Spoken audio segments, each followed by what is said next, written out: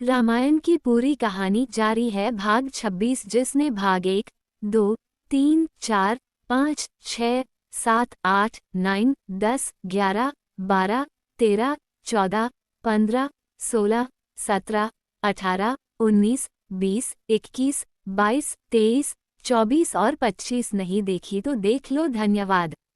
भाग 26। सनातन धर्म व भारतवर्ष के हर पहलू के बारे में हर माध्यम से जानकारी जुटाकर उसको संपूर्ण व सत्य रूप से आप लोगों तक पहुंचाना मेरा उद्देश्य है।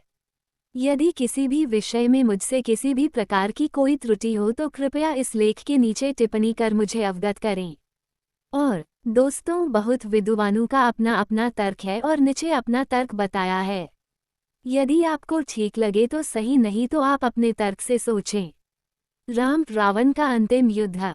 रावण का अंत। राम रावण अंतिम युद्ध। राम द्वारा रावण का वध। अपने एकमात्र बचे हुए पराक्रमी पुत्र इंद्रजीत का मृत शरीर देखकर रावण को गहरा धक्का लगता है और वह चिल्ला उठता है, प्रतिशोध। रावण अपने पुत्र इंद्रजीत से अत्यधिक प्रेम करता था, जिस वजह से वो उसकी मृत्यु को सहन नहीं कर पा रहा था। अपने प्रिय पुत्र इंद्रजीत के शव को देखकर रावण का क्रोध किसी ज्वाला की तरह भड़क उठता है और वह राम लक्ष्मण से प्रतिशोध लेने की बात कहता है। रावण के नाना माल्यवान जी उसे यह आभास करवाते हैं कि उनके सीता मोह के कारण लंका के सभी योद्धा मृत्यु को प्राप्त हो चुके हैं। माल्यवान की यह बात सुनकर रावण को सीता पर भी क्रोध आता है और अपनी तलवार लेकर वह सीता को ही मारने की इच्छा जाहिर करता है और कहता है कि सीता की वजह से ही हमारे कुल का नाश हो गया है, इसलिए अपने कुल के नाश की जड़ को मैं आज समाप्त कर दूंगा। लेकिन उस समय रावण के ससुर मई दानव भी वहीं पर उपस्थित थे। वह रावण को ये कहकर रोक लेते हैं कि युद्ध के अंतिम समय में आप एक निहत्थे स्त्री का वध करके अपने कुल के कलंक का भागी न बनिए। अगर आप सीता को मार देंगे तो पूरा संसार यही कहेगा कि रावण अपने शत्रु का मुकाबला नहीं कर पाया, तो एक स्त्री का वध करके अपने प्रतिशोध को पूरा कर रहा है। ये बात सुनकर रावण को अपने किए का आभास होता है और वह रुक जाता है। तब धीरज रखकर रावण अपने पुत्र मेघनाथ का अंतिम संस्कार करता है। तब तक श्री राम की सेना कोई आक्रमण नहीं करती है। राम द्वारा रावण का अंत। रावण का रणभूमि में आना। इंद्रजीत की मृत्यु के बाद लंका की सेना में केवल रावण ही रह गया था जो युद्ध कर सकता था। अगले दिन वह पूरी तैयारी करके रणभूमि में जाता है और गरजता हुआ राम लक्ष्मण को ललकारता है। प्रतिशोध की ज्वाला में जलता हुआ रावण लक्ष्मण को ललकारते हुए कहता है, कहाँ है लक्ष्मण, जिसने मेरे पुत्र का वध किया? आज उस लक्ष्मण के प्राण लेकर मैं अपने प्रतिशोध की ज्वाला ठंडी करूंगा। ये कहकर रावण अपने तीव्र बाण लक्ष्मण पर चलाता है। लक्ष्मण जी भी बाण चलाते हैं और रावण के बाणों का उत्तर देते हैं। उन दोनों का युद्ध देखकर जामवंत जी श्री राम से आग्रह करते हैं कि हे प्रभु, अपने पराक्रमी पुत्र के मृत्यु से आहत हुआ रावण स्वयं महाकाल का रूप बनकर आया है। उसका सामना आपके अलावा कौन कर सकता है? इसलिए कृपया आप स्वयं जाकर युद्ध में उसका सामना कीजिए। राम रावण संवाद। जामवंत का परामर्श श्री राम स्वीकार करते हैं और रावण से युद्ध करने के लिए सामने आ जाते हैं। श्री राम के सामने आते ही रावण फिर से उन्हें ललकारता है और उनसे प्रतिशोध लेने की बात कहता है। लेकिन श्री राम रावण के अहंकार का ज्ञान करवाते हैं, उसे उसकी दुर्दशा का आभास करवाते हैं कि कैसे उसके एक दुष्कर्म के कारण पूरी लंका का विनाश होने को है। श्री राम के बातों का रावण पर कोई असर नहीं हुआ और वह धनुष उठाकर श्री राम पर बाण चला देता है। श्री राम और रावण के बीच में युद्ध आरंभ हो जाता है। वहीं पर विभीषण, जामवंत, हनुमान, सुग्रीव, लक्ष्मण सभी श्री राम के आसपास खड़े हुए थे। विभीषण को देखकर रावण को उस पर क्रोध आता है, क्योंकि उसी कुलद्रोही के कारण उसके सभी मित्रों की मृत्यु हो गई है। यही सोचकर रावण विभीषण को मारने के लिए घातक शक्ति उस पर चला देता है और बोलता है कि इस शक्ति से तुझे भगवान भी नहीं बचा सकते। राम रावण का युद्ध। विभीषण के प्राण संकट में देखकर श्री राम आगे आकर रावण द्वारा चलाई हुई शक्ति अपने सीने पर ले लेते हैं। उस शक्ति के कारण श्री राम के वक्ष स्थल पर घाव हो जाता है और वे जख्मी हो जाते हैं। श्री राम की यह हालत देखकर विभीषण को रावण पर क्रोध आ जाता है और वह रावण से लड़ने के लिए उसके सामने चले जाते हैं। दोनों में युद्ध आरंभ हो जाता है। उसी समय जामवंत भी विभीषण की सहायता के लिए आगे आते हैं और अपने दोनों हाथों से रावण के बगल में प्रहार करते, जिसे रावण अचेत हो जाता है। रावण को मूर्छित देखकर उसका सारथी उसके रथ को पीछे ले जाता है। लेकिन कुछ ही समय बाद होश में आते ही रावण दुगनी तेजी से रणभूमि में आ जाता है और गरजने लगता है। श्रीराम उसकी ललकार सुनकर आते हैं और दोनों में फिर से युद्ध शुरू हो जाता है। एक तरफ तीनों लोग का अधिपति रावण था तो दूसरी तरफ मर्यादा पुरुषोत्तम तथा तीनों लोगों के स्वामी श्रीराम थे। दोनों ही महापराक्रमी तथा महाशक्तिशाली प्रतिद्वंदी थे। दोनों एक दूसरे पर बाण चला रहे थे और एक दूसरे के बाणों को काट रहे थे। लंका के सैनिक तथा वानर सैनिक सभी आपस में लड़ना छोड़कर राम रावण का युद्ध देखने लगते। आकाश में सभी देवता, त्रिदेव, ऋषि मुनि सभी राम रावण के युद्ध के साक्षी थे, क्योंकि भगवान विष्णु का श्री राम के रूप में अवतार लेने का परम उद्देश्य यही था कि वह एक दिन अत्याचारी, पापी रावण का अंत करेंगे। युद्ध में दोनों एक दूसरे के बाणों से घायल होते हैं।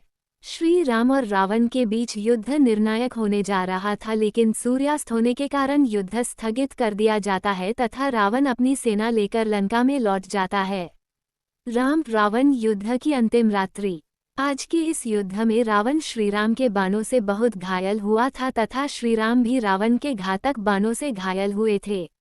रावण की पत्नी मंदोदरी उसके घाव पर लेप लगाती है तथा उसे अंतिम बार समझाने का प्रयास करती है कि वह अपने अहंकार छोड़कर राम से क्षमा मांग ले तो उनकी लंका अनाथ होने से बच जाएगी। लेकिन रावण मंदोदरी के निवेदन को भी अस्वीकार कर देता है। दूसरी तरफ लक्ष्मण जी श्रीराम के घाव पर स्नेह लेप लगाते हैं। श्री राम तथा रावण दोनों की सेनाओं में रात के समय यही चर्चा चल रही थी कि कल के युद्ध में हार जीत का निर्णय हो जाएगा। अवश्य ही कल का युद्ध बड़ा भयंकर होगा। राम रावण के युद्ध का अंतिम दिन। अगले दिन सूर्य उदय होता है और युद्ध भूमि में सन्नाटा पसरा हुआ था, क्योंकि कुछ ही देर में वहां पर एक महाप्रलयनकारी युद्ध होने जा रहा था। राम रावण का ये विनाशकारी युद्ध इतिहास में एक ही बार हुआ। श्री राम और रावण के बीच होने वाला ये युद्ध देखने के लिए स्वयं देवता भी प्रकट हुए थे। दूसरी तरफ लंकापति रावण भी अपने सभी अस्त्र शस्त्र तैयार करके अपने निर्णायक युद्ध के लिए अपनी सेना लेकर आया। दूसरी ओर श्री राम की सेना भी पूरी तत्परता से आज के निर्णायक युद्ध के लिए तैयार थी। एक तरफ रावण अपने विशाल रथ पर सुसज्जित होकर युद्ध भूमि में आता है, वहीं दूसरी ओर श्री राम नंगे पैर भूमि पर खड़े थे। ये देखकर देवताओं के राजा इंद्र ने ब्रह्मदेव से यह विनती करते हैं कि श्री राम और रावण के युद्ध में समानता नहीं है।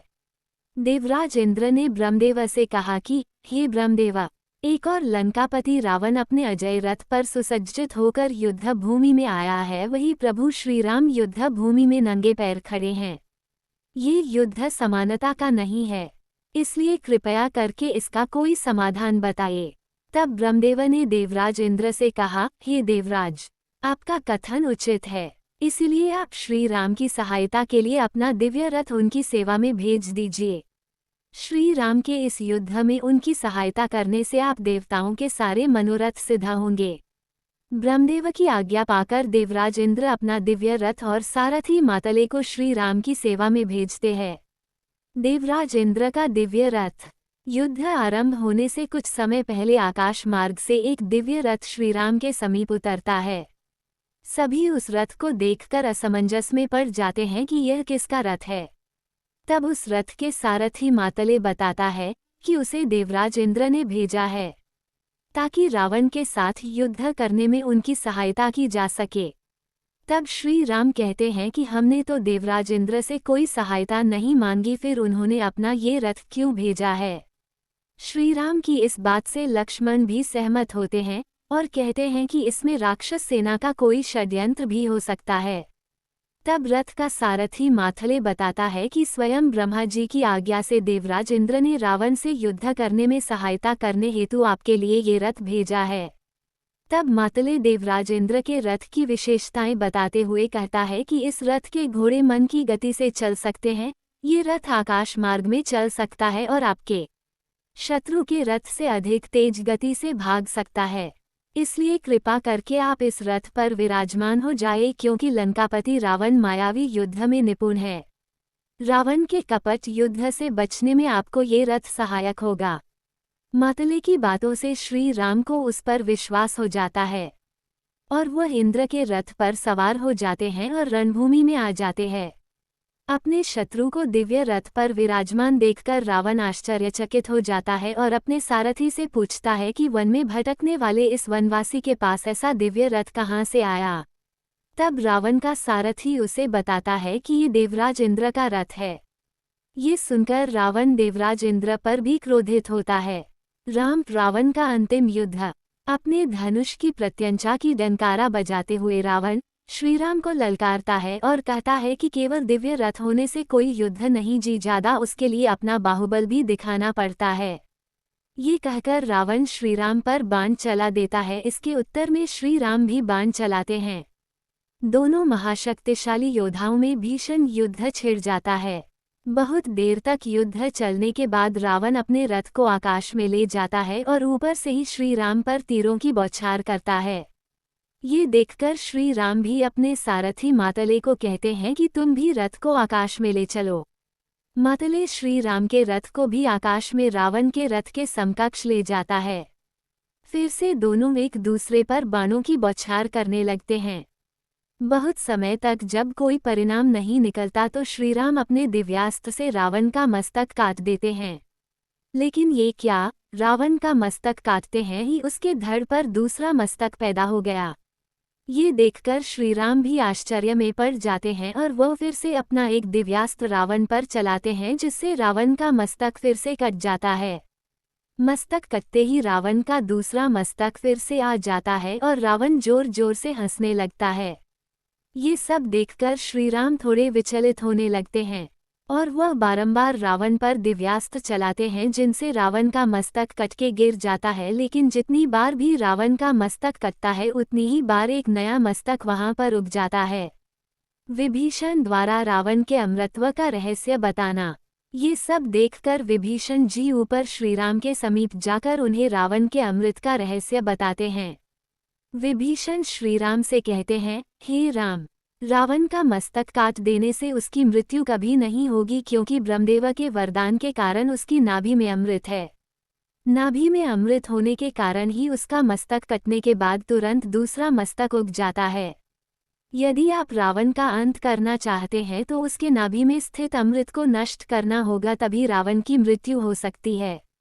श्रीराम द्वारा रावण का वध, रावण का अंत। ये रहस्य जानकर श्री राम अपना महाशक्तिशाली महाअस्त्र संधान करके रावण पर चला देते हैं। वह तीर जाकर रावण की नाभि पर लगता है, जिससे रावण की नाभि में स्थित सारा अमृत नष्ट हो जाता है। तब श्री राम एक और दिव्यास्त्र मंत्र उपचार करके रावण पर चला देते हैं। वह तीर लगते ही रावण धराशायी हो जाता है और श्रीराम कहता हुआ आकाश से लुढ़कता हुआ भूमि पर आकर गिरता है और मृत्यु को प्राप्त हो जाता है। और इस प्रकार असुरराज, लंकापति तथा त्रिलोकाधिपति रावण का अंत हो जाता है। श्रीराम की जयकार। रावण का अंत होते ही तीनों लोग श्रीराम की जय जयकार करने लगते हैं। देवता भी श्री राम के ऊपर पुष्प वर्षा करते हैं, क्योंकि उनके इतने वर्षों के मनोरथ को आज श्रीराम ने सफल कर दिया था। रावण की शक्ति और अहंकार। रावण देवताओं का परम शत्रु था, क्योंकि नवग्रह उसके अधीन थे तथा देवराज इंद्र भी उससे भयभीत रहते थे। रावण को ब्राह्मण देव से यह वरदान प्राप्त था कि कोई भी देवता, असुर, नाग, किन्नर, गंधर्व उसको मार नहीं सकते। लेकिन अपने अहंकार के कारण रावण ये भूल गया था कि उसके वरदान में उसे मानव से सचेत नहीं किया गया था।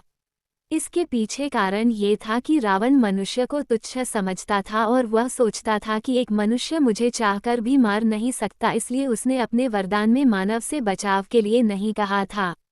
रावण के अहंकार के कारण हुई चूक ही उसकी मृत्यु का कारण बनी। जब रावण के अत्याचार पृथ्वी पर अत्यधिक बढ़ गए थे तब सभी देवताओं ने भगवान विष्णु से सहायता मांगी। तब उन्होंने देवताओं को आश्वस्त किया था कि वह भूमि पर साधारण मानव श्रीराम के रूप में जन्म लेंगे और उसी रूप में वह रावण का अंत करेंगे।